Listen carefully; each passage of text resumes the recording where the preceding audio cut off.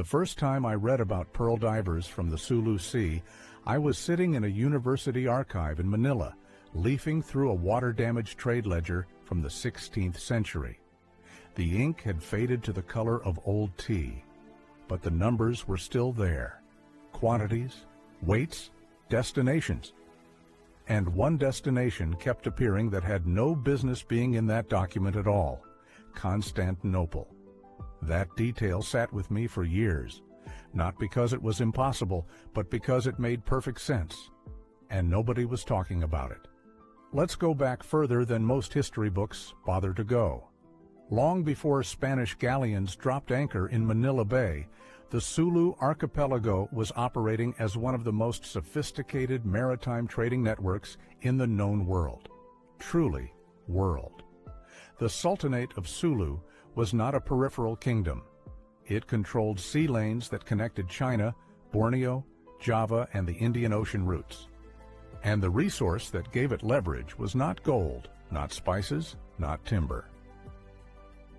It was nacre, pearl, the kind that grew in the cold, dark channels between the islands of the Sulu Sea at depths that would destroy an untrained diver in under 2 minutes.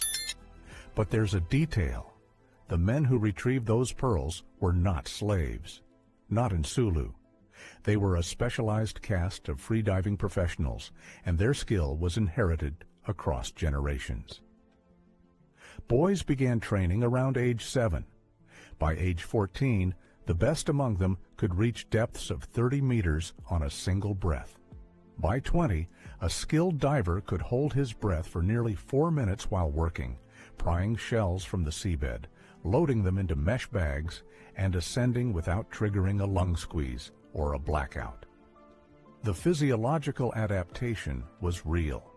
Studies on the Bahau people, the sea nomads of the Sulu region, published decades later, confirmed measurable differences in spleen size compared to land-dwelling populations.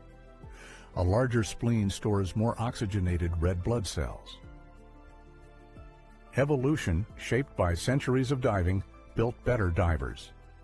But here is what the history books skip. The pearls those divers pulled up were not all kept in Sulu.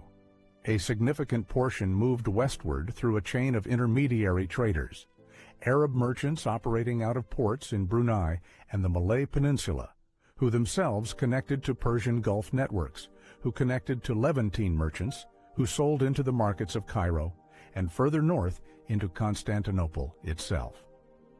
Incidentally, the Ottoman Empire at its height was the wealthiest court in the world, and it had an appetite for pearls that was almost architectural in scale.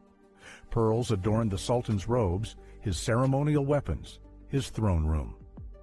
The Topkapi Palace collections, which still exist and can be verified, include objects encrusted with thousands of pearls from multiple origins.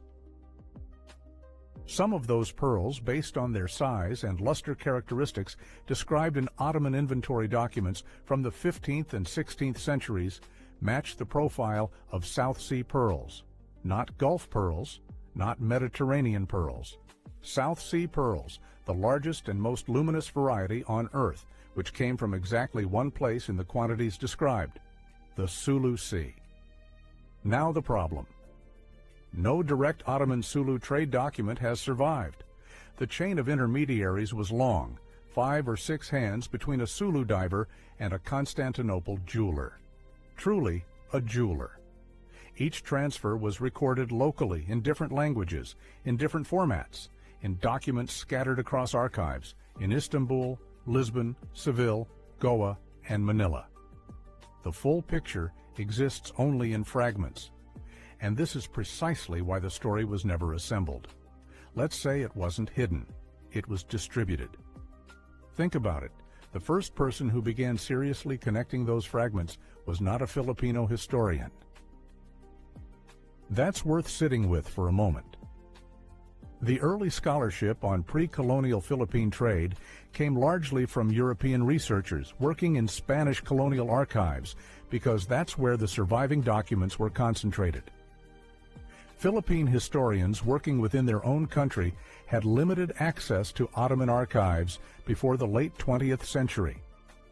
The digitization of the Topkapi Palace documents, which began in earnest only in the 2000s, changed everything.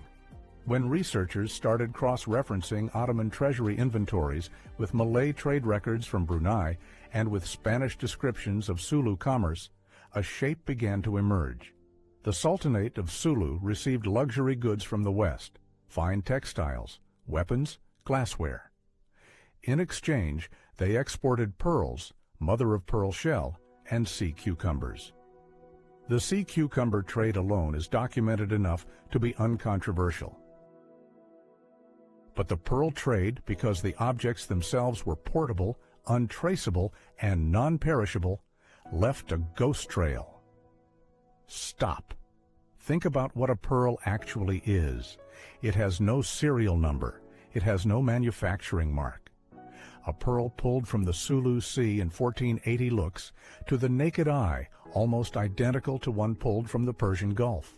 The only way to distinguish origins is by size distribution, surface texture under magnification, and the species of oyster that produced it, Pinctada maxima in Sulu, Pinctada radiata in the Gulf. The Sulu variety runs larger, measurably, consistently larger. Ottoman jewel inventories from the 16th century describe some individual pearls as exceeding 15 millimeters in diameter. That is well above the average Gulf pearl range.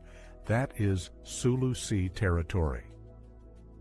This is where the engineering of the dive operation becomes critical to the historical argument. The largest Pinctada maxima oysters live deepest, 25 to 40 meters down in cold water on rocky substrate. Retrieving them required not just breath hold capacity, but technique. A weighted descent line to drop fast, a practiced ear-clearing method to survive the pressure change, a systematic sweep of the seabed in near-zero visibility conditions, and a controlled ascent to avoid barotrauma. The Sulu divers developed weighted stone anchors attached to ropes to accelerate the descent, a system nearly identical to the one used by Greek sponge divers in the Aegean. Two cultures separated by thousands of kilometers, independently solving the same physics problem the same way. The Ottoman court did not know the names of those divers. That's the honest truth. The intermediary system was so long that the Sultan's jewelers likely believed the pearls originated somewhere vague called the Eastern Seas. But the diver's work was the physical foundation of the transaction. Without a freediver reaching 35 meters in the dark water off Tawi Tawi at 6 in the morning, there is no pearl. Without the pearl, there is no trade. Without the trade, a different throne sits in Constantinople. The supply chain ran on human lungs. There is an alternative reading of this history, one worth acknowledging. Some researchers argue that the majority of large pearls in the Ottoman court came through Ceylon, where the Gulf of Mannar produced its own variety of Pinctada. The Ceylon pearl trade is extremely well documented, far better than the Sulu one. This is a legitimate competing hypothesis. But Ceylon pearls, while historically significant, do not routinely reach the sizes described in the largest Ottoman inventory entries. The Ceylonese trade also declined sharply after Portuguese disruption in the early 1500s, while large pearls continued to appear in Ottoman records well past that date. Someone was still supplying them. The geography points east. If you want to trace this story further, through the specific Ottoman records, through the Malay annals, through the fragmented Spanish descriptions of Sulu wealth, the bibliography is small, but it exists. Researchers like William Henry Scott built the early framework of pre-colonial Philippine trade history. His work, grounded in primary sources, is the foundation every serious student of this period should read first. Wait a second. The moment when this history becomes not a trade story, but a human story, is when you account for what the divers themselves received. Not the Sultanate, the divers. In most documented pearl diving economies of that era, from the Arabian Gulf to the Torres Strait, the men doing the diving operated under debt contracts with boat owners. A diver would borrow against future earnings to buy equipment and food for the season. A bad season meant deeper debt. In the Gulf system, this created multi-generational debt bondage that lasted into the 20th century. The Sulu system was not identical, but it was not free either. The Bajau and Samadil Out divers who formed the labor base of the pearl trade occupied a complex social position, valued, skilled, and simultaneously marginal to the political power that profited from their work. The Sultan's throne required their bodies. The historical record barely preserved their names. That asymmetry is not unique to the Philippines. It is the hidden architecture of most ancient luxury trades. The visible history is about courts and transactions. The physical history is about bodies and technique and risk. A diver surfacing from 30 meters with a net bag full of oyster shells was performing one of the most physiologically demanding voluntary acts a human being can perform. The margin between a successful dive and a shallow water blackout, which kills experienced divers even today, is a matter of seconds and oxygen management that no instrument could measure in the 15th century. The divers ran the calculation in their own nervous systems. Modern freediving records give us a way to appreciate the magnitude. Today's trained competitive freedivers reach 50, 60, sometimes 70 meters in controlled conditions with safety divers present. The Sulu divers were working in murky water, in variable currents, alone, in 30-minute intervals, day after day, for an entire season. The cumulative physiological stress was enormous. Hearing loss from pressure damage was common. Joint damage from repeated ascents was documented in skeletal remains from coastal burial sites. These were occupational injuries in a profession that left no workers' compensation records. And yet the system produced pearls of a quality that reached the most powerful court on earth. That is the engineering achievement, not the Sultan's throne, the dive. The reason this story was erased, and erased is too deliberate a word. Dissolved is more accurate. The reason it dissolved into the background of history is structural. The Sulu Sultanate's own records were largely oral and were disrupted severely by Spanish colonial campaigns in the late 16th and 17th centuries. The intermediary traders had no incentive to advertise their supply chains. The Ottomans had no reason to investigate the origin of goods that arrived through established merchant networks. And the divers themselves left no written record at all. What remains is inference. You know, careful, cross-referenced, physically grounded inference. The pearls exist. The inventories describe them. The biology of the oyster defines where they came from. The physiology of the divers defines how they were retrieved. The trade networks of the 15th century Indian Ocean define how they traveled. Put it together, and the picture is not speculative. It is simply unfinished.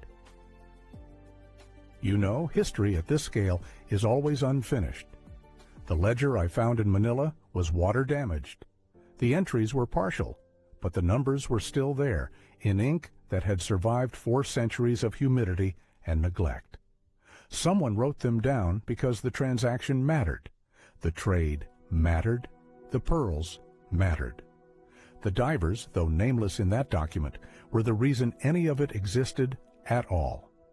That is the history that the archive almost lost. And the Sulu Sea is still there if you know where to look.